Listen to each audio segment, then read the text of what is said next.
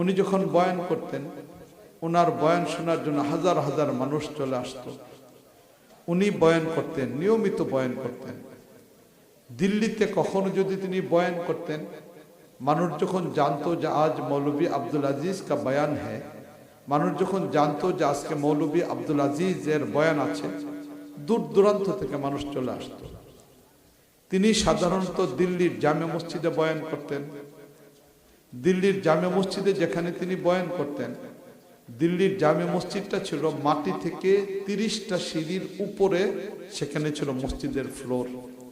প্রথম 10টা সিঁড়ি, এরপরে বিশাল বড় জায়গা, এরপর আবার 10টা সিঁড়ি, এরপর আবার মসজিদের ফ্লোর।